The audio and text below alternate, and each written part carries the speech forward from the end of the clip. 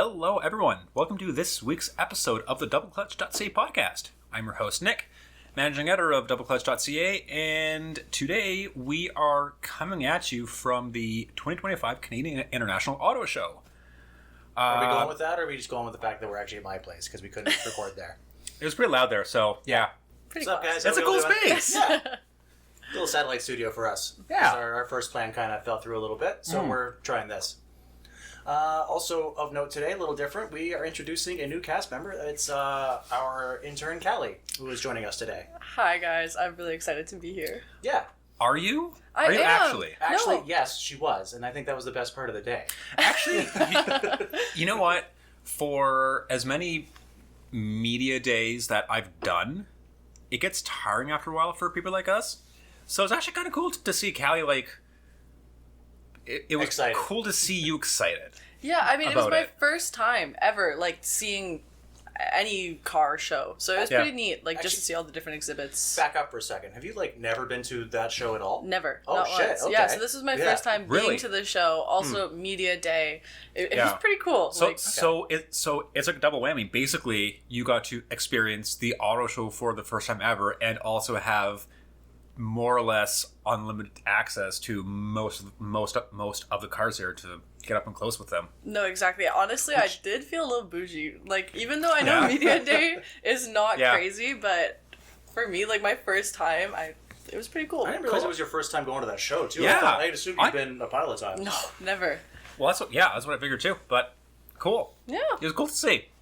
Yeah. Okay, The excitement. Remember when we were excited? that was a very long time ago. My God. Hellcats were still around. What a shame. What a time. Those were the days. Anyway, so this year's show, as always, there is, some sort of newsworthy aspect to it. Some news, but not a lot No. this year. It was kind of light on the reporting from the auto show. We saw this today, or big new reveals, Canadian reveals, international reveals. It was kind of very, very light. Not a lot of news to talk about. Yeah, so obviously the most important tidbit with every every installment of the Toronto Auto Show is that AJAC, the Automobile Journalists Association of Canada, uses that as a venue to announce their Car of the Year. Yeah. And they did that this year too. Yeah. So, let's go over kind of the base categories. So we had Utility Vehicle of the Year. Yeah, they do it pretty basic. They do it simpler than we do. They just Absolutely. utility, car, green utility, green car. Yes. Yeah. So let's jump right into it. The 2025 Santa Fe. That is this year's Utility Vehicle of the Year, and I must say that is a well-deserved win. Yeah, that's a good Absolutely, pick. yeah. Thoughts? No, I got to drive it for like a long enough drive. Nothing is amazing. Like it pretty much drives itself. Super clean. I like the facelift that it got. No, I really liked it. Do you like the angular brick thing they were going I for? do. Like kind of like Yeah. the sort of fake Range Rover sort of thing? I do like that. We were branding it with? Well, I feel Yeah. like they really stepped up. Like I feel like that's where trends are kind of heading. And I don't know. At first, it was definitely a shock, but I do really like the boxy look on that car. Like some cars can't do it, but I find they did a really good job with the Santa Fe. Cool. Yeah, it's a well-deserved win. The one that they were showing that they had in their little AJAC booth was the base hybrid, which is really insane value. That was the gray one that Caleigh had, right? Yeah. Yeah. Yeah, it's honestly it's a well-deserved win because the hybrid especially is really good value. Yeah, it's a good vehicle that does everything well for I think that one's mid-50s, low 50s, something it's like ridiculous like that. Mid-40s. Get the fuck out of here. For the base hybrid trend pack, so like leatherette, big sunroof, Yeah. all the driver assists. It's like 45 or 46 as tested. The one we had. Yeah, and even features aside, they're pretty well equipped out of the box. They drive well. They're quiet. Yeah. There's lots of room. They haven't really missed on any fronts. They really got that right. No, absolutely. All in all, well-deserved win. Car of the Year, 2025 Honda Civic. Again, To the surprise of absolutely no-brainer. no one. Absolutely not. It's. I mean, we named it. We named it Car of the Year for us, and again, it's Yeah. a well-deserved I win. think it's built largely on the goodwill of the hybrid, which is the one they had on the floor. Yeah, Because the hybrid's very good. honestly. Caleigh, did you drive one? No, I didn't. No. I don't think I've ever driven a Civic, if I'm being honest. Well, you drove my CRV last week. Yeah, which I liked. It Yeah. was nice. Yeah, and that's the same. I think identical, if not very similar powertrain. Okay. I believe If it memory is. serves. I think it is. Yeah. And again, great fuel economy, especially out of the hybrid. What really surprised me with the hybrid was how quick it is in a straight line. Especially in the little Civic. Oh yeah. Yeah. Oh my god, that thing moves. And it's really great value too. It's 38, I believe. So under 40 for a loaded Civic hybrid. But again, you can drop down to the sport trim, I believe, and you can still get the hybrid with that, and that's like under 35 grand. Yeah. It's pretty obvious as to why the Civic won. Kind of a no-brainer. Yeah, they're really nice. EV electric utility vehicle of the year. This was a weird one. Kind of a mind fuck. Ioniq 5N. Yeah, I was actually talking to one of the directors at AJAC last night about that whole voting process, and they argued about it for a long time. And the rationale was being that, like, kind of the same argument we had. Yeah. Is that the 5N moves the needle, right? Oh, it makes absolutely. EVs interesting. Yeah. They had to give it an award. That was the obvious one, because it is technically a sport utility. I keep forgetting that it is a crossover, that it's supposed to be an SUV. Yeah. Because it was as tall as the car next to it. It was taller. But, like, not by much. No. Yeah. But it's still technically a utility vehicle, which, weird categorizations aside, another well-deserved win. Yeah, we've spoken enough about that thing. Oh, yeah. It's 10s across the board. Did you drive the one we had? I drove a different one, but like the same Ioniq 5N. That thing is insane. Yeah. Like it scared me. How fast it, like, just Yeah. instant. Like there's Yeah. no It's hesitation. so quick, yeah. And I like the fake sound that it made. I Right? think they did a really good job with that. It seems like such a gimmick, but they really executed the whole fake sounds, fake shift points. They all executed that incredibly well. Yeah, like it feels very right. They did a really good job with it. Yeah. Yeah. And last but not least, EV of the year, BMW i4. Which is the car next to the Ioniq 5, Yeah. which is approximately an inch shorter. Close Like, enough. what is an SUV anymore, guys? Like, how do you even label these things? Yeah. I feel like the i4 kind of needs no No, introduction. it's very We can good. see, again, It does everything right. yeah. It's priced well. It definitely feels really natural for an EV, which I like. BMW's been good about that, like, off the hop. They have. Like, they've been doing this longer than most, and they've been good at it the whole time. Yeah. And yeah, that rounds out the utility. The AJAC Car of the Year awards. That's usually how the Toronto Auto Show gets kicked off for Media Day. Yeah. And then for, like, just big reveals, not a lot. We got a couple Yeah. from, like, Audi, Volvo, Subaru. You typically don't see a lot of these, like, global or North American reveals at regional shows, but Yeah. this is more like an opportunity for us to get, like, up close to Yeah. cars we haven't driven yet. Yeah, like the Ioniq 9, the Hyundai Ioniq 9. Yeah, which we'll get to later. That was one of the more noteworthy cars here. Yeah. Yeah. Okay, so top of the list, 2025 Volvo XC90 that made its debut here, its Canadian debut, Yeah. and it is it's not all new. It's a pretty extensive refresh. Very nice refresh. Yeah. I really like it. It looks tidy. It looks modern. Because, like, there's nothing wrong with the existing XC90. Mm-hmm. It's a very...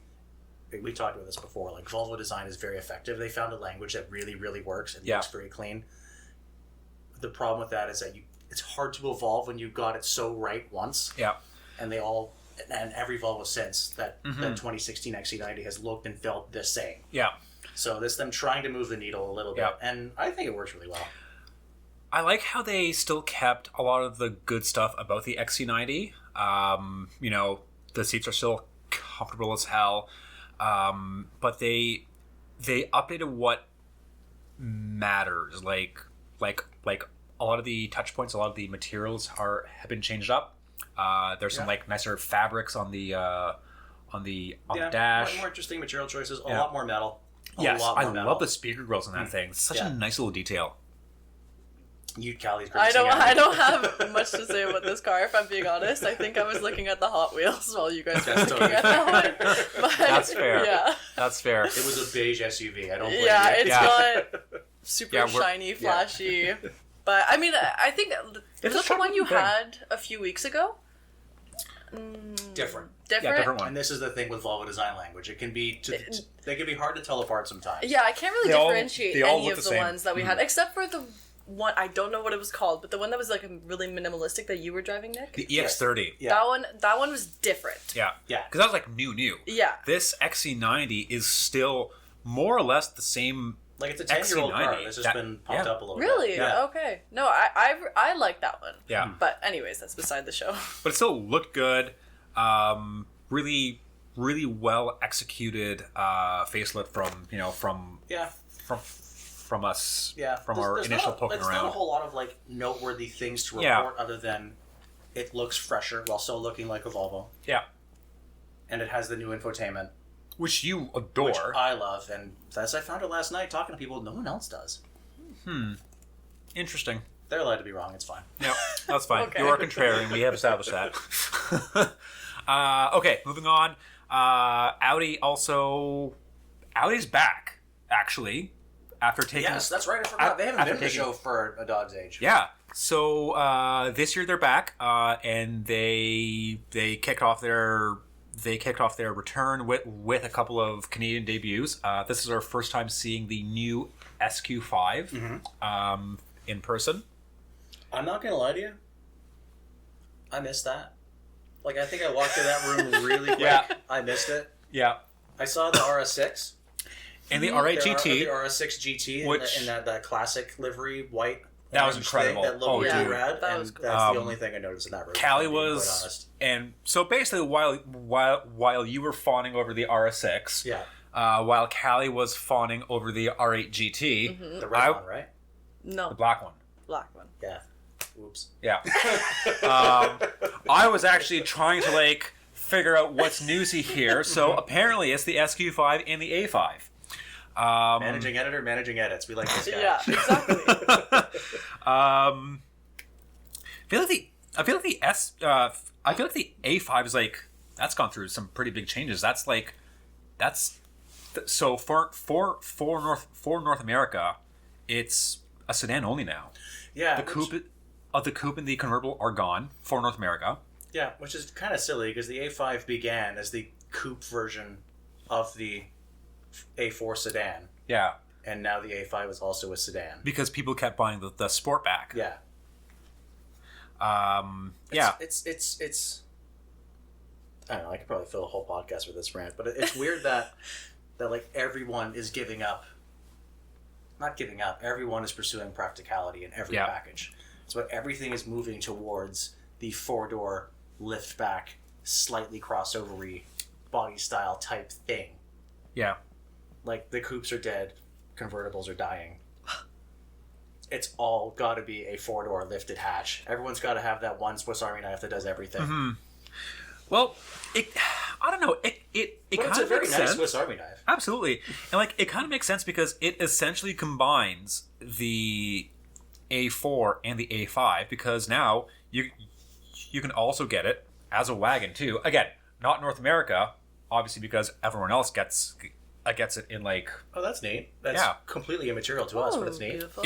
it's a really good Wait, is that an A4 or an A5? This is an A5. It's an A5 wagon. This is the A5 Avant. Who is doing their product planning?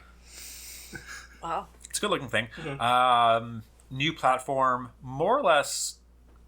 Don't quote me on the engines being I'm not entirely sure if the engines are carryovers or if they're all new, but base engine's a 2-liter turbo 4, Probably carryover, slightly modified. The S5s get the 3-liter turbo V6.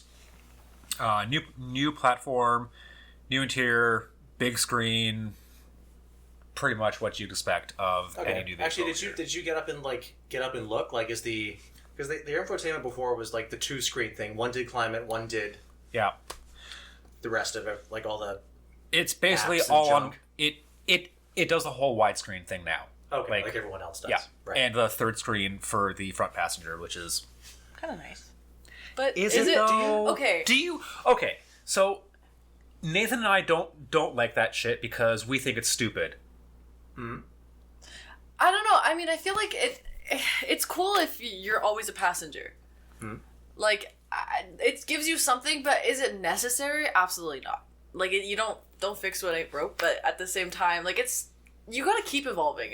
You have to keep adding things, and if it doesn't work out, it doesn't work out. You know, like, if it's not what everyone likes, then... See, but do you play with them? Like, do you appreciate them? But I'll be honest, I don't think I've had enough experience to play with them, like, in cars that have them, like, built in them. I don't know. I feel like I would once or twice or 3 times. And then after it would just become, like, you're driving. You know, there's not much, like, to do, I guess. Mm-hmm. Or it just comes, like, whatever. But, like, for me, the pointlessness stems from the fact that the third screen on the passenger side displays the same stuff as the main screen does. That is stupid. So, like, just reach over further. Yeah. But what else is it supposed to display? Netflix. In Porsches, it does. I think on Rams it does that too, but they have the privacy glass on them so that the driver can't Which I think is cool. Which is actually not the worst idea. Yeah. Porsche supposedly does it, but in the few pressers that we've had with the third screen, I can still see the. Really? I can still see the screen from the driver's seat. Okay.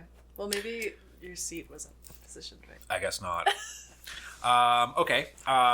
Moving on. This year, Subaru brought, and this was kind of a surprise because they sort of announced this like a little last minute. Forester Hybrid that made its official Canadian debut here at the show. The Subaru exhibit was kind of a trip for me because I walked into it. I was like, "Is this exactly the same as last year, with the exact same Forester that they revealed last year?" On the same podium in the same... Like, is it the same? Did they just not move out last year? I told you it's different yes, because... I know you said it's the hybrid, but were it not for the little hybrid or e-boxer badge on the fender, I would not have noticed anything was different. What if... Because they didn't show us... They didn't pop the hood. What if it actually was the same Forester, but they just put the badges on there? There we go. It's possible. That's an idea. Very possible. Just tack that shit on. That's right. That's how you run an exhibit. Cheap. That's right. That's right. Obviously, this is a very, very important car for Subaru. People buy these things. People have been asking for hybrid Foresters and Crosstreks, mind you, for a very long time. They're finally coming through. Yeah, that's actually huge. Like for my little bit of shit talking there, like Subaru's been, I don't want to say behind, but they've been late to the game with hybridization, and it's very big for them that they're now getting on. Or trying to get on at least the same level that everyone else has been on for a long time. Yeah. And I think, if I recall correctly, they're borrowing the tech from Toyota, right? The hybrid, the electric running gear, the electric motor, the battery, it's all Toyota. Boxer engine. Yeah. Of course. So unlike Mazda's setup, which is just everything lifted out of the Toyota. Exactly. Yeah. Subaru's is a little different. It's their own engine, plus they still have a physical driveline. Mm-hmm. So they can still play up the whole symmetrical full-time all-wheel drive thing. Yeah, they couldn't let go of that. Yeah, absolutely not. So 194 net horsepower off the top of my head. So it's a little down on power versus the CR-V, the RAV4 Tucson hybrids. Probably had to do that to get the Boxer layout to be as efficient as its competitors. Yeah. They probably had to like really lean it out, go very gentle with the timing to get it to reach the efficiency numbers it needed to stay competitive in that segment. Because, and this isn't a knock, it's just inherent to those engines, like they're kind of thirsty. Mm-hmm. They just are. Mm-hmm. And to get this to perform to that number, because they've always made good power, but to get them to, let's put that aside. No one cares about power here. Let's go for fuel economy. Yep. So they probably had to really crazy detune it to get anything out of it. Yeah. So they're Subaru is also rolling this out on the top trim Foresters first. So kind of like what Honda did with the CR-V. I don't think that's like. I'm not sure if that's the.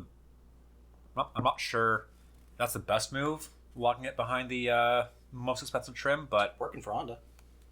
yeah, hopefully they roll it out on lesser trim levels. Yeah, and they probably I'm sure will. they eventually will. I think this is probably just like an amortization because it's not theirs, because they're having to buy it, license it, whatever from Yeah. Toyota. They want to make sure like let's get paid And, first. and you know what? They'll probably even if they do lock it behind the most expensive trim level, they'll probably sell every single one of them. They will. I was reading with the CR-V hybrid that I had when I was drafting that article.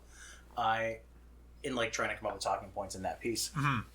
I don't know if it's North America wide or just US, but more than half of CR-Vs sold are hybrids.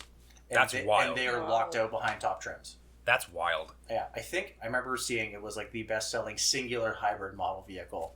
Wow. Yeah. So, if the people want hybrids, Mm-hmm. and the people want Subarus, because they've had year-over-year gains every year since time eternal. Yep. I think it'll work out for them. Mm-hmm. I think so. Okay, moving on. Rivian also showed the R2. This was its Canadian debut. Should we just use this to segue into our personal favorites? Yes, because Rivian was set up in the basement At the in worst Auto spot. Exotica. Yeah, across from like I all the didn't- cool guy shit, across from the Autostrada exhibit. I barely noticed the Rivian R2 because all the cool shit was parked right in front of it. Yeah, if it weren't for like their PR guy, someone's PR guy, like Yeah. trying to do a presentation about it, I didn't- and like doing multiple takes, No, I it would was not there. have noticed it was there Yeah. because it was parked across from a Ferrari F40, Mm-hmm. a Ferrari F50, a Porsche Carrera GT, a Lamborghini Diablo Anniversary Edition, like Yeah. all of the Oh my god. childhood poster car, Yeah. holy shit, Halo shit, was parked across from this Rivian. I think it was gray. Was it? I think it I was didn't- gray. Okay. I couldn't tell. It actually looked kind of cool, but like, It did, but From the corner of my eye, yes. oh yeah, because we were all just drooling over the Diablo SE30 and the F50 that was parked like 2 cars down from two it. cars, yeah, sandwiched between an F40, yeah. Oh god. Casually. Yeah. So that was a cool display. I Yeah. think that was pretty neat. That was kind of a highlight of the show. Ferrari didn't make very many F50s, and they didn't sell very many here. So that's only the second one I've ever seen. Really? Yeah, I've actually never seen one in person. they had a red one, or a black one. They had one at the same show 3 or 4 years ago, Did they? 5 years ago. it all blends in. I don't know. A number of years ago. Yeah. I'm drawing a blank, but yeah, that F50. Oh my god. Beautiful. Caleigh, what'd you like in that room? I love the Carrera GT. And You were manifesting that like all week. well, because okay, where was Porsche? Where was the Porsche exhibit? Porsche hasn't shown up in a hot minute. Well, weren't they there last They were year? there last year. They were Yeah. there last year, but not the year. So Hold on, was Porsche last there, year? or was that just their historic exhibit type No, thing? last year they were in Audi's section. This year, Yeah, that's what I'm saying. They had that historic room set up. no, right? they had like they debuted that like The Canadian the ridiculous livery. Canadian GT3 or whatever. Yeah. yeah. But like, I think that was mostly because like I remember seeing like old 911s and a 928 in there. Like that was like I think a heritage thing, if my memory serves. I would have still liked to see that this year. I was a little disappointed. were disappointed. That was the one brand. I mean, mind you, like Porsche's my brand, but that was the one brand I was really looking forward to, and they Yeah. didn't have anything. There was just that one, and then I don't even know what the where the 911 ST was. It was like right outside of it. Yeah, it was at like a- some exhibitor booth. Yeah, That was the Leprechaun rim. Yeah. that car. yeah. Like, Which oh, cool. I like that just one. Just a 911 ST, just Casually tuck in the corner of the yeah, basement. right? Like put it on display. Yeah, like tucked in the corner behind a pillar with the front axle lift still up. Yeah, literally. That pissed you off so much. Yeah. No, I love the Carrera GT. I like the Countach because I built that one, the Lego, which was cool. I loved Mater. It was at the That was end. cool. I Mater don't was think you so saw it. cool. I didn't see Yeah. that. No, I didn't get to the end Oh, of the it room. was pretty nice. Mater was Like toe Mater? Yes, but Yeah. it was But it was low slammed. Mater because he was Oh, slammed. shit. It was awesome. He was slammed out. That was pretty sweet. Yeah. That was like at the very corner of the Barrett Jackson exhibit thing. Oh, I didn't even see that. Because you were drooling over the F-50. This is true. The Which F50 was is a pretty super, cool car. super nice. Like, I'm going back. Callie and I are going back later tonight. I'm looking forward to actually spending like just more time drooling over that Carrera GT because it was a really cool spec. yeah, just Like- beautiful. Like white. They didn't make many in white with like forged carbon rims, or at least what appeared to be at a distance behind the velvet rope forged carbon rims. Yeah. That thing looked like Yeah. fucking money. That Oh, looked good. Yeah. Whew. And it's the best Porsche Yeah, that was hot. by several miles. Yes. Yeah. I got Um, no time for 911s. Oh my god. Anyways, we can't even open that can of worms. all right. So there wasn't a lot new. There wasn't a lot of new newsworthy stuff, but we did get a chance to like check out some of the more noteworthy stuff that maybe debuted at other shows, At but other shows, but we it's saw the first time seeing it here. Yeah. Like, So first one was the Ioniq 9. yeah. That's their That's Hyundai's big electric SUV, kind of like the platform made to the Kia EV9 Yeah. that we've sampled several times Yep. now. Yep. So they haven't announced pricing or range, but I think it's safe to assume that it'll be fairly close to the EV9. To the existing EV9. Yeah. Yeah.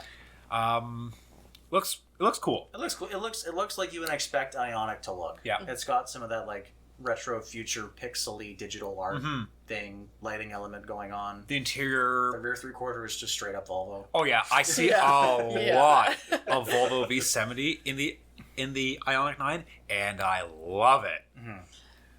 It is pretty sharp. I really like the color. I don't know what it's That was called. beautiful. It was Yeah. like a I think it's nice. green. Really? Oh my gosh. No, it was beautiful green. No, it's very, very sleek, very nice. Like, I think they did a good job with that. I don't know why they skipped 7, 8, Ioniq 7 and Ioniq 8, but that's fine to go right to 9. Do you guys know why? Or it was No. just because, No, I don't know. I couldn't tell you. I mean, I don't work whatever for floats Hyundai. your boat. But yeah, no, it was pretty cool.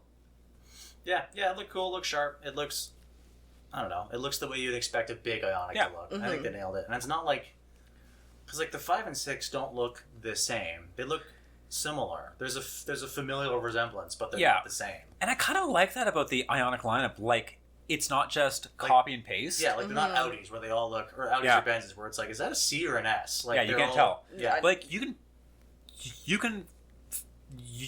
can quite easily tell the difference between a 5, a 6, a 9.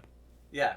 They have a very distinct, not even size and shape, but just a very distinct design language. That's tricky to do in a brand where you're trying to maintain like a cohesive brand image, but also have meaningful differentiation so that like there's no mistake about what the fuck that is. Yeah. That's hard to pull off, and they're very good at that. Yeah. And like every other Ioniq, except the 6, they will probably sell every single one they can build. All right. Well, what else is there? Well, I think so. To kind of piggyback on Callie's point about the Ioniq 9 being green. So we saw the Ford Mustang GTD, and it's, for my mom listening, the Mustang GTD is a very limited run thing that Ford's been tinkering with. That is meant to be like a super extreme high performance variant of the Mustang. I'm not even sure if they're street legal. They're street legal, right? I don't think they are. What wouldn't be legal on that? The fact that it's a race car, like there's hardly any Mustang left in it, right? It's so angry, it's so fast, there's so much custom body work. It's pretty bespoke underneath. Like from what I understand, the suspension architecture is completely different. Yeah, like there's hardly any Mustang left in it. It's vaguely Mustang shaped. Yeah, but that's about it. Yeah. I'm pretty sure it is still street legal-ish, but either way, like this is a Mustang that is in Canadian pesos, like more than $400,000. Yeah, and Really? it's Yeah. built in It's built in Markham. Yeah, That's cool. yeah. It's built at Multimatic in Markham. They're like a really high-end like aeronautics and carbon fiber shop that does a lot of F1 parts. Yeah, and they were tapped by Ford to build the Ford GT. Yeah. because they have some of the most advanced carbon fiber construction techniques in the world, and they've been tapped to build this as well. Mm-hmm. They also built the Aston Martin 177. That's right. Mm-hmm. They did. Mm-hmm. Yeah. So they're very good with carbon. And like looking up close to the car, like it has, this is a Ford that has Pagani level carbon fiber weave fuckery. Oh my god, the details in that thing. Oh Yeah. my god. Like the way the weave in the hood is left semi-exposed, and you can see it's matched symmetry on both sides. Like it's really, really cool touches like that. Mm-hmm. But yeah, basically it's a bespoke Mustang race car that's meant to take on Porsche. What color was it? And that was the thing. So it was a really, really cool color. Actually a beautiful, like very pearlescent pale blue. Yeah. With a lot of like yellow and like almost purple kind of hue in it. Although Yeah. I think that some of that may be from the lighting, but it's a really cool like pearl blue, yellow type color. And Caleigh, you asked me what color that is, and I very sarcastically said blue. We were talking to our PR guy, Matt, and he said, yeah, I think it's actually just blue. And then he hollers over to someone else, one of the production guys. Like, what color? What color is it? And he yells back, blue. And they never go back to us. Like, I don't know. He checked, and he's like, yeah, this is the pre-production one. It's been painted like 50 times. I think it's just blue. Yeah, they didn't have a color name for it, apparently. It was beautiful, It but was I don't know what to hilarious. ask. Blue. Oh. Oh man, what else did we see? We this was our first chance to like get a good look at the Silverado, the GMC Sierra EV, which Nathan and I were kind of surprised at because you're looking at. I don't remember it. Remember the truck with the big hole in the back? Ah, I do remember. Yeah. Yeah. Oh, okay. Yeah. So you didn't like, and justifiably so. When we had the Silverado EV, we're like, dude, this thing is like 120 grand as tested. It does not feel it inside. I did not care for it at all. I didn't. Yeah. I don't love the exterior design they went with. I think it's too bulbous, and the inside is just kind of like because they're going for like a sporty pro America type deal with blue and red stitching and bit of Chevy Avalanche. And gigantic avalanche styling. It just it missed on every front for me. Whereas I like the buttresses. Anyway, I don't. The GMC Sierra EV, same thing. It's still like a absolutely enormous, gigantic truck. It didn't look it though. But it hides it. It looks smaller to me. It's angular, it's sharper. It's much nicer inside. Mm-hmm. For like God, for about the same-ish money. Like, it's night and day what you get for the money between those two. Yeah, it's a lot nicer. A lot nicer. Because like with the Chevy, like they try to do their big trapezoidal wraparound screen that doesn't have CarPlay, that has their own software that they say is so good you won't miss it. Even my dumb ass misses it. And like just some of the details fell kind of flat, especially at the price point they're offering it at. Not to say it's a bad vehicle, I just did not care for it. But yeah, it's still working. Yeah. Sorry, I was just looking over to see how we're doing for time. We have like maybe 15 minutes left. Yeah, we're doing okay. Yeah, we're good. All right. What satellite studio? We're not used to the setup, guys. Yeah, exactly. But yeah, so I because we walked up to it and I was still like remembering the Silverado when we had it. And I said, "Can I undibs a car?" And, you're like, okay, cool. And then I spent a few seconds like actually looking at it, like, oh, this thing's actually kind of nice. And then you're like, "Can I redibs it?" Basically, it's a nice. GMC design language works. It does. It works on the. It kind of works on the Sierra better than it does on this. Yeah, it works on everything. If there's a GMC equivalent of the Chevy, get that one. Yeah. Yeah. Yeah. What else? What else was there? New Forerunner. Again, not a full reveal, but that was our first time getting up close to it. Yeah, not like a first time shock reveal, but just the first time us seeing it on Canadian soil. You love the color. It last night. We did because we're fancy pants. We did. Was it the green? It was the green one. Yes. It was, very. You loved it. I did. It was you loved the color. Like a flat green, but it had some. No, it had some. Like a blue green metallic thing. That was the Trail Hunter, like the off roady one. That was cool. There, yeah. I like the gold wheels. Yes. So I'm still confused. Is the Forerunner gas only? Both. Or is it high? But base models are 2.4 turbo gas. Yep. That's pretty gas. Higher trims are, it's not gas. And higher trims are the same engine with the hybrid motor. Okay. Yeah. And the Land Cruiser hybrid only. That's correct. Okay. Yeah. Okay. I would take the Land Cruiser without blinking. Every time. Really? I like the 4Runner, but I like the Land Cruiser. That's the blue one I wanted, the light blue one. Yeah. I Yeah, like that you that liked. one. It was cute. Yeah. Yeah. Like, they're built on the same platform. They're largely the same vehicle. Mm-hmm. I really like the design language of the Land Cruiser. Mm-hmm. The back window doesn't go down, though. Yeah, it does. Not on the Land Cruiser. Oh, okay. Yeah. On the 4Runner. on the 4Runner, because that is a killer signature app of that thing. Yeah, it still does. And our friends at Toyota last night were very keen to point out. Yeah. Yeah. Like, I think I was the only person in the crowd that wooed when they showed that on the PowerPoint presentation. Yeah, confirmed. Woo!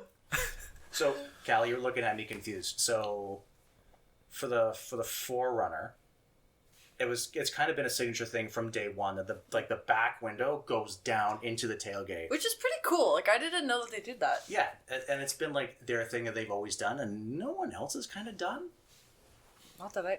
Oh, Yeah. I see. Yeah. Okay, Yeah. cool. And like it's a weird thing to think about as being such a big deal, but it's actually really fucking But, like, nice. how would you use that? So you're driving. You have the sunroof. You're open. driving? You You're drive? driving. You're driving in your drive What? car. Yeah. You drive when you drive? You're driving in your drive car, Wow. and you put the drive roof open, and you put the drive window just down. for like... Just for Just air. for... It's just nice. Okay. I feel it's... Well, It's like it's You a very trivial thing to fix it on in a car, but it's the only one that fucking does it. you could argue that, like, it serves kind of a practical purpose in that, you know, if you want to carry something a little longer, like, you know, some fucking plywood or something, you Yeah. can conceivably feed it through the window, shut the tailgate. Yeah. So there's You could do there's that- kind of a You practical could do that use in the to it. Land Cruiser too, with just the window propped open. But I never appreciated it until last year when I had like the very very tail end of like the outgoing generation of 4Runner. Yeah. And I was driving to get exhaust parts for my Miata in the middle of nowhere. Let me try this. Sunroof open, rear window down. Actually, the nicest way to cruise. Yeah. It's so lovely. Yeah. Because it's very unturbulent, steady airflow. Okay. Yeah. Like, it's a minor thing, but it's actually, like, makes a big difference in the end user experience. Yeah. I'll just try it out. Yeah. It's actually super nice. Yep. What else? Spent some time at the Polestar booth over the Polestar 3 and 4. Yeah, those are cool. Those are really cool. I like everything Polestar does. Yeah. The Polestar 3 we have coming up in a few weeks, so we won't spend too much time on it. The Polestar 4 was really cool. That was really neat. That was really neat. I think, like, very right sized. Yeah. Very right priced. Dude, I love the interior in Yeah. that thing. So the ones at the show, that was 64 grand to start. Yeah. 90 as 96, as I think, tested. something like that. Yeah. Wasn't even as tested, Yeah. as shown. Yeah. And dude, that thing had, in my humble opinion, had a nicer interior than the Polestar 3, which was 95 to start. Was it not? Yeah, 95 or but 100 the to Polestar start? 3 is also bigger, a lot bigger, and has a lot more power. Yes, it does. So, like, it's not like you're not getting the money back out of it, but I see what you mean, and I think, don't hold me to it, I think the Polestar 1, 2, 3 are all Volvo platforms that have been adapted to be Polestars, whereas I think the Polestar 4, which doesn't even have a back window, it's a very unique style, is Polestar's first ground-up own platform, and it shows. It's a lot more unique design language. Oh yeah. The Polestar 3, I think, don't quote me on this, but I'm fairly sure it's just like a significantly modified XC90 I think so. platform underneath. Which is not a bad thing. No. Looking forward to spending some time with that. Yeah, the lack of a back window was weird. Yeah, it was strange. It was pretty cool, but I'm just like, if you go through a puddle, or I know it's designed so that it doesn't get dirty, but I feel like it'll still get dirty. Then you just can't see. Yeah. Well- so yeah, the Polestar 4 without the back window, it does have like a camera on the back, like GM does, and then some BMWs do. I think I forget who else does it, but they have the rear view mirror camera, and Polestar on their 4 model has done this in lieu of having a back window. And And I think they've designed it in such a way that it would actually work, but I see your concern. Like, it is kind of like... I just, like, last night we had a crazy snowstorm here. I mean, you'd have to just brush it off before you leave if, there was extreme weather but, like, conditions. you're doing a long haul on the highway, I can see that concern. Yeah. Yeah. And, like, the back of your car gets dirty. Yeah. I feel like... I feel like the way Pulsar designed it, it's supposed to keep itself clear on its own, based on how the wind flows over the car. Mm-hmm. At the same time, Hyundai did that with the pre-refresh Ioniq 5, because they were like, "Oh, you don't need a rear wiper. The aerodynamics are gonna keep the snow, rain, dirt, whatever off your back window anyway." And now we have a wiper. And now it has a exactly. rear wiper. Yeah. So, interestingly enough, the back window is still, like, there's still a seam for, you'd think, a window. Yeah, on the Polestar 4, there's still like a cutout to put a piece of glass, and I think it's because in some markets, I think in the States in particular, which is, not a small market. Yeah. I don't think they've I don't think they've announced the US spec cars yet, or the North American spec cars yet. Not to my knowledge. I mean, like, they had one here at our show, so I'm assuming they're planning to probably sell it. They're pricing. Like, there was pricing. Like, they're planning to sell it here. Yeah. But yeah, there's a cutout where they could put a window for some markets, because I think, like, the NHTSA, like the Americans safety board thing, like, mandates you have to have a back window, you have to have glass, you have to have mirrors, because, like, in Europe you can run just mirrors for cameras, or cameras for mirrors, and be totally kosher. You cannot do that on this side of the pond. Mm-hmm. So I'm not sure where Transport Canada lands on that, but yeah, I don't think there's much else in the way of news. Let's kind of go back to impressions and just cool shit. What do we like? Yeah, I like the Jeep thing, but it was my first time doing it. But that was pretty cool. No, that was fun. That was my first time doing it too. Really? It was not my first time doing it. It's still a ride. I didn't get a chance to do it last year because too busy. But this year was first time doing it, and the first jump, the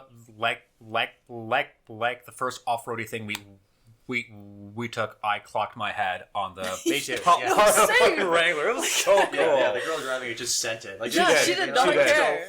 Oh, she wasn't great. She wasn't holding back. No, and like obviously they had to design it right, but like they designed it right. They, you got to experience different kinds of the design is really off-road. Like max out what the thing can do. Like some I saw you looking kind of panicked. Like some of those angles were like I was like, scared. You're all the way up. It was pretty high up too. She said, what, 20 feet? Like, yeah. Also, like just the tilt we were at some points. Like Jesus Christ. Yeah, I had my phone. I was trying to take a video. I almost dropped my phone because I wasn't expecting the first like bump. Yeah, it was a lot. But yeah, like it's just gonna fall out the door that's not there. Yeah, right. Like super cool, super fun. Which the one we hopped into also didn't have doors, so yeah, risk of falling out was very real. It was wearing a seatbelt. It was a lot of fun. I wonder how many phones are gonna die at that exhibit. Oh, for sure. That was really cool. There was an exotic thing upstairs in the North Building too. That was from Grand Touring, I think. Right? Yeah. Yeah. So they had some really cool stuff set up there. There was a Bugatti Chiron, the Pure Sport. Mm-hmm. Mm-hmm. That was parked up with a Pininfarina Battista. That was a beautiful car that I didn't realize was electric. I was super disappointed. What? Oh. Yeah. The red thing was electric. Really? Yeah. Oh. Okay. And that was parked beside a green vehicle that Nathan was positively losing his shit over. That thing looked really good. It did. Yeah. 2025 Vanquish. Yeah, the Aston Martin was hot. Vanquish was really hot. Was that hot. thing looked really good. That color, beautiful. Yeah, it was like very close in spec to the DB12 we had, just with the fixed roof. It was brighter. It's brighter green. Mm-hmm. It was brighter green. And the rear three-quarter on that thing, that's nasty. That's hot. So good. That's fucking hot. Yeah. Yeah, and the Vanquish gets the V12, whereas the DB12s are stuck with the Mercedes V8, which is not a bad thing. No. But for the purists that demanded, we need a V12. Okay, here it is. Shut up. I thought it was a Valor at first. No, the Valor's much less attractive. It's also much bigger. because like I was coming into the Grand Touring exhibit from the Hyundai side, so I was kind of approaching the Vanquish from the back. I was like, oh, is that a Valor? I thought that briefly, but I caught the back of it. Like, no, that's the cool one. Yeah, that was hot. Yeah, that was hot. The Bugatti is really cool. I don't like. For anyone listening who hasn't heard me say this or not say it, I'm not nuts about super exotic cars. They don't really do anything for me. I'm kind of like preemptively jaded just from the pomp and circumstance and some of the questionable owners that have them. Which is kind of why it was kind of cool to like have Caleigh with us, because we've been doing this for a while now, but you haven't. So it was cool to like to see you get someone excited actually about it. excited. It's like, oh. Fuck! Wait a minute. Run away. Like, Yeah. We're actually excited about Well, this. it was just there was so much there, and like, I mean, I might have seen a model of this vehicle, but like to see them all together, or just like, and obviously they're propped up on display, and like they're in their perfect or. I don't know if perfect is a word, but like their best condition. It is now. And no, it was really, really cool. I really like the McLaren Lego. I thought you were so you were neat. looking forward to that and the Hot Wheels exhibit like So all the way. one of the first things we saw today. Like, just get it out of the way. Yeah. It That was was cool. so cool. Like I want to know how long it took for them to build that. Because it works. It's a car. Yeah, it's fully functional. You can drive it. Yeah, Lando Norris took a picture with it. Yeah. I don't know if he actually sat in it. I think he probably did, which is pretty crazy. That's pretty wild. But like from obviously when we were around it, it was like inundated with crowds, but it had a real interior. Yeah, because I think they just took a P1 or whatever it was. They all look the same. I can't tell. Yep, it was a good one. And rebodied it with ultra high strength, low weight polymer, produced by Belgian company. Is it Belgian? Where's Lego from? They're European. Is it Belgium or Dutch? Denmark? That's not for me. Swedish? I want to say Denmark. This is embarrassing. I want to say I'm like 90% sure it's Denmark. Okay, but they took a functional car and rebodied it with Lego. Yeah, it's pretty And sweet. it looks really, really cool. Yeah. I'm not sure how road legal it is or how stiff it is in a crash. I was saying earlier, man, like, it's Lego. It's probably an indestructible car. It was a really cool day. I don't really know what else. Like, a lot of the stuff was pretty mundane, if I dare say. Like, Yeah. I feel like with the Toronto show, the big appeal to that is if you're looking for a car, where else are you going to find basically everything you're cross shopping under one roof? Exactly. Like that to me and to a lot of people is the appeal of the Toronto show, and you kind of see that in the attendance numbers. Like this year is still TBD, but last year, a year after COVID, they set an attendance record. Yeah. So for all the Even with a lot of big manufacturers dropped out. yeah Yeah. And we're like starting to crawl back now. yeah. This is the first year in a long time where we're seeing Mercedes back. Still didn't see Honda. Nope. Mazda was still out. But BMW also came back this year. Yeah. Audi came back this year. Yeah. Although they were like BMW and Audi had like small exhibits. Yeah. They didn't have like their big South building thing anymore. Right. But to be fair, what I liked about BMW's exhibit was they basically took over what was that, the 600 level? Yeah. With all their good shit. Yeah, like just the M display. Yeah. And Like, that's how you fucking do it. And it was Yeah. really cool. Yeah. That was cool. Yeah, overall, Yeah, like, all in all, like- not a bad show. Better than, I think better than last year. Last year, I think it had more like classic, exotic, niche type. Yeah. Yeah. Shit. And but the stuff they had this year was cool, quality. last year they also had a bigger auto exotica exhibit. Yeah, That sort of spanned 2 rooms. Because I know last year they did the. Yeah, I'm pretty sure it was last year that they did the Ferrari Heritage thing. they did the Ferrari Heritage thing. It had that- Porsche had their own little Heritage thing Yeah. set up. Like, yeah, last year, like if you liked older cars, last year was cooler for Yeah. sure. This year it skews a lot more towards like new stuff. Yeah, which is fine because that's what this show is supposed to be about. And I think they only filled in with so much classic / exotic shed because there was so much vacant space on the Yeah. floor that they had to fill. Yep. So all in all, a pretty successful show. And as always, that pretty much takes us to the end of this week's episode. Yeah. But before we go, this is obviously a big auto show. So if you guys were to take home one car from the entire show, I know what Nathan's answer will be. If you guys were to take home one car from the entire show, what would it be? No strings attached. One car, it's yours. I was thinking there was a VinFast VF9 in the parking lot that had some really nice wheels on it that I liked. Shut you don't up. have the right to speak anymore. We goddamn know that you're picking the F50 because that got your Best in Banana award. Yeah, that thing is really cool. Yeah. I love those cars. They're so pretty sweet. fucking rad. This is a road-going F1 car, man. They're sick. Mine, Carrera GT. It has to be. Like, that thing is just... there's nothing wrong with that car. Yeah. And it's just... it'll always be, like, a holy grail. Yeah. Yeah.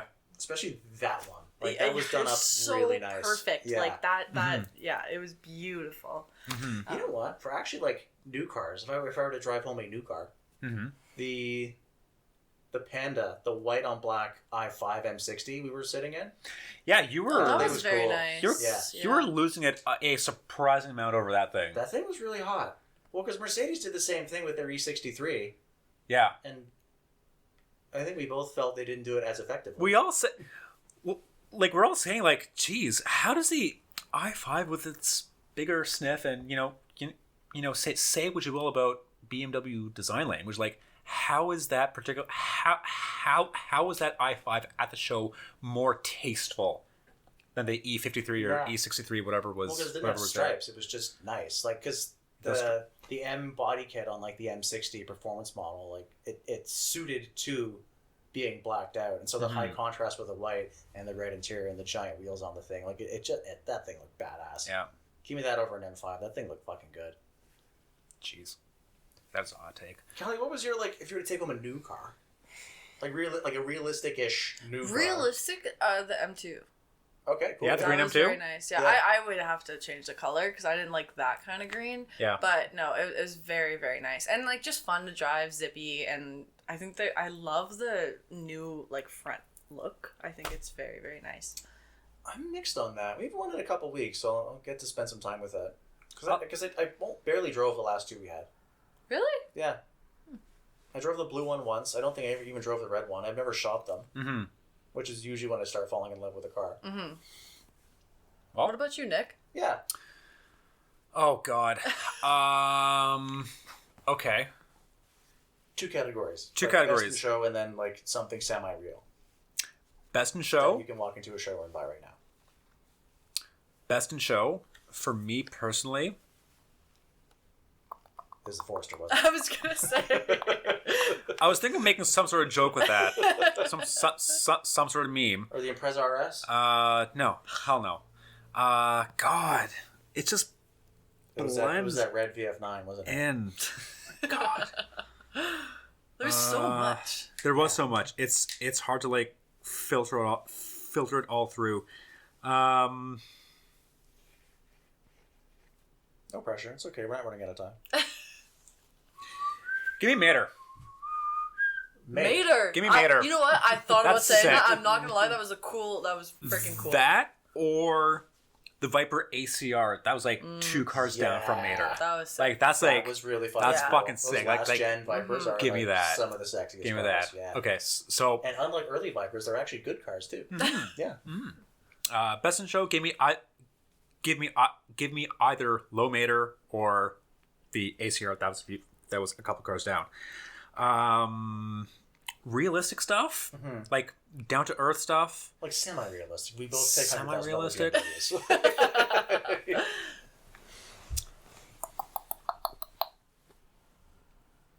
Actual realistic, give me one of the Polestars probably.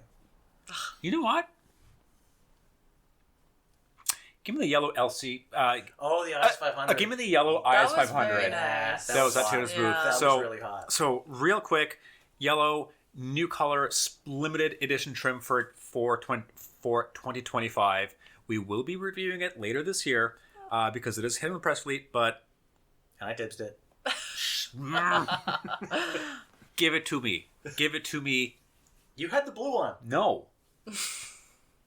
You had blue, give me yellow. You had the black one. Blue, yeah, whatever. We trade. Okay, fine. I just can't say no to V8 rear-wheel drive. Cannot say no to that. Isn't it weird that we were both thinking about electrics as our take-homes? That's why I switched it. So you're gonna put me out. wanted to say the Polestar 4,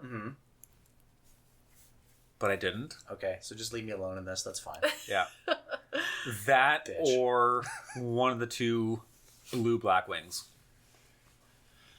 Yeah. Just give me either the CT4, CT5V black wing. Yeah. I don't know. I ain't picky. Give me one of those two. They both look sick. Yeah. Yeah. Yeah. Maybe the CT5V because supercharged Yeah. V8. Cool. Cool. And that takes us to the end of this week's episode. Thank you all for tuning in. It's been a slice. If you all wish to keep tabs on our automotive misadventures, you can do so at doubleclutch.ca on socials. If you are in town, you can check out the Canadian International Auto Show at the Metro Toronto Convention Centre.